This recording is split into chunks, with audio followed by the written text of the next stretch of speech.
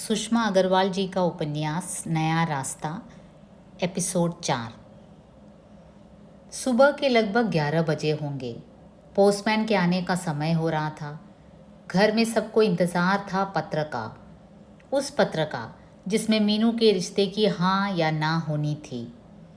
आशा, रोहित, माँ, पिताजी सब अपनी अपनी बात करने में व्यस्त थे। माताजी को इस बात का शक था कि शायद उन्हें रिश्ता मंजूर नहीं है, इसीलिए उन्होंने पत्र नहीं लिखा। पिताजी कहते, अरे भाई, यहाँ से पहुँचने पर घर में सलाह करेंगे और फिर पत्र लिखेंगे, फिर डाक भी तो गड़बड़ हो जाती है। मीनू अपने कमरे में बैठी सबकी बातें सुन रही थी। उसके हृदय की धड़कन तीव्र होती जा रही थी। उसे अतीत की स्मृति हो आई। पहले भी कई बार देखकर उसे नापसंद कर दिया गया था। उसे इतनी घबराहट तब भी नहीं होती थी जब उसका परीक्षा फल निकलता था, पर आज यह घबराहट कैसे? वह स्वयं ही नहीं समझ पा रही थी कि उसे क्या हो गया है।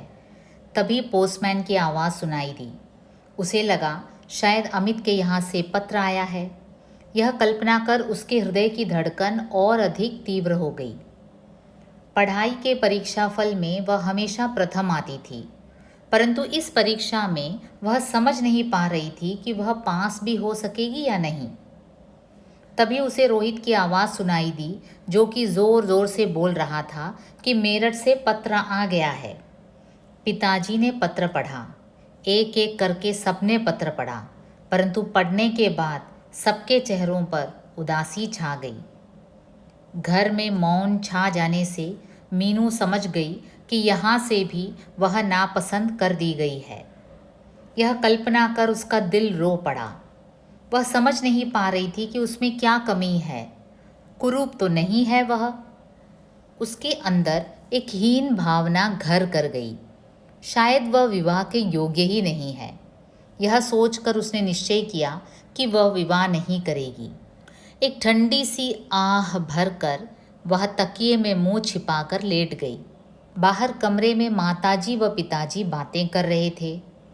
उन्हें यह समझ नहीं आ रहा था कि उन्होंने आशा का हाथ क्यों मांगा।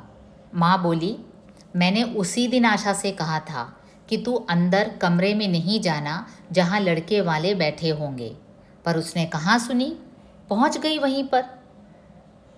देख लिया ना तुमने उसका नतीजा, कहकर माँ ने ठंडी आह भरी।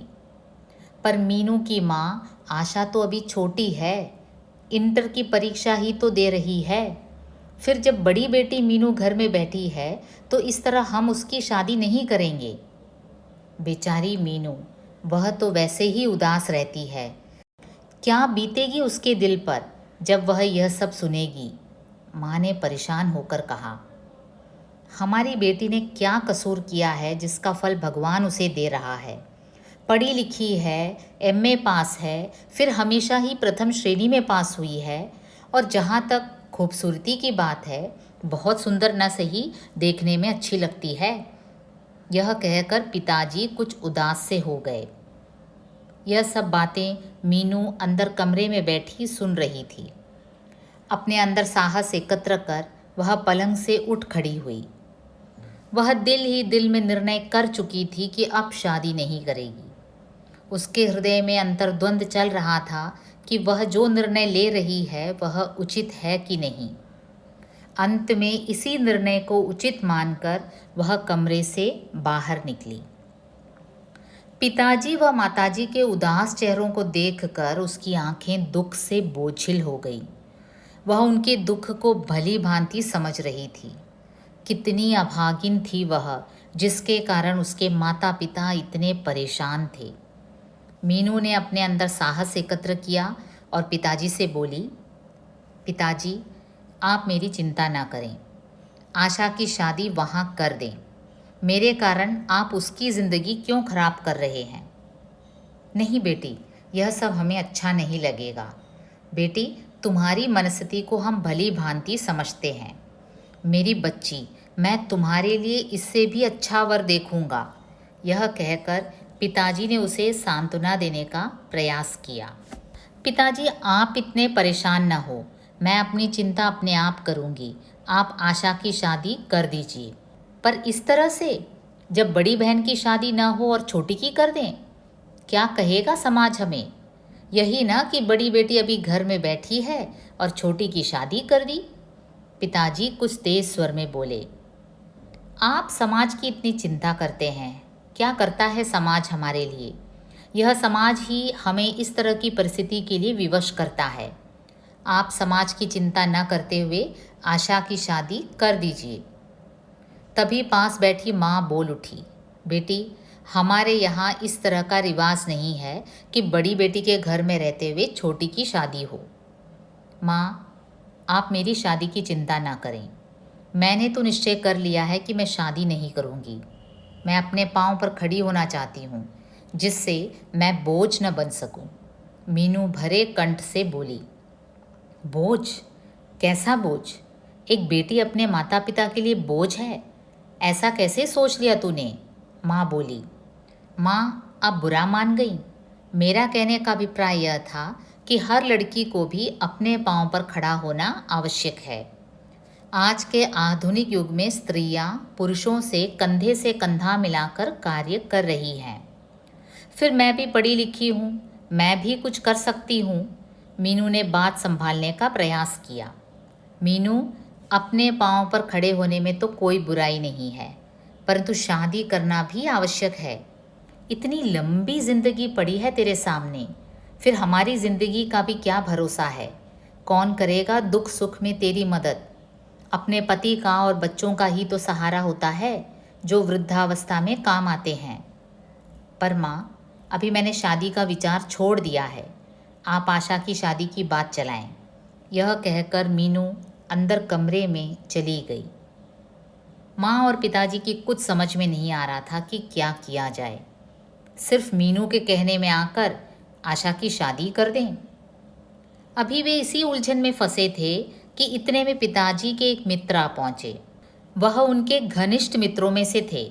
सारी बातें ज्ञात होने पर उन्होंने भी यही सलाह दी कि आशा की शादी कर देनी चाहिए। यह सब निर्णय लेने के बाद पिताजी ने निश्चय किया कि एक बार मेरठ अमित के पिताजी से मिलकर आना चाहिए। अपने दिल में आशा संजोए आशा का रिश्ता लेकर पिताजी अमित के घर जा पहुँचे। उन्हें बड़ी उम्मीद थी, क्योंकि आशा से शादी की बात स्वयं उन्होंने पत्र में लिखी थी। घर में उस समय कोई नहीं था। नौकर ने दरवाज़ा खोला और दयाराम जी को अंदर बैठा लिया। अभी उन्हें बैठे कुछ ही समय हुआ था कि इतने में कोई सज्जन अपनी चमचमाती कार से नीचे उतरे और अंदर प्रवेश किया। यह ज्ञात होने पर कि मायाराम जी कहीं बाहर गए हैं, वे भी वहीं बैठ गए। बातों बातों में पता चला कि वे शहर के बहुत बड़े व्यक्ति धनीमल जी हैं। धनीमल जी ने बताया कि उनकी बेटी सरिता का रिश्ता अमित के साथ पक्का हो गया है। 5 लाख रुपये लगा रहे हैं वे शादी में। यह ज्ञात होने पर दयाराम जी के पांव तले धरती खिसक गई। अब उन्होंने 1 मिनट भी वहां ठहरना उचित नहीं समझा और वहां से उठ खड़े हुए। सारे रास्ते दयाराम जी यही सोचते रहे कि उन्होंने आशा के रिश्ते के लिए क्यों लिखा था, जबकि उन्होंने एक धनी घर की बेटी से रिश्ता कर दिया है। कैसी जालिम है ये दुनिया। सब कुछ पैसा ही है इस दुनिया में। इंसान में इंसानियत, शर्म, लज्जा कुछ भी तो नहीं रही है। पिताजी के मन में अंतर्द्वंद चल रहा था। घर पर सभी उम्मीद लगाए बैठे थे कि आशा का रिश्ता पक्का हो जाएगा। घर पहुंचने पर दयाराम जी का उदास चेहरा देखकर सभी समझ गए कि आशा के रिश्ते के लिए भी मना हो गई है। वास्तविकता जानने पर सबका हृदय मायाराम जी के परिवार के प्रति घृणा से भर गया।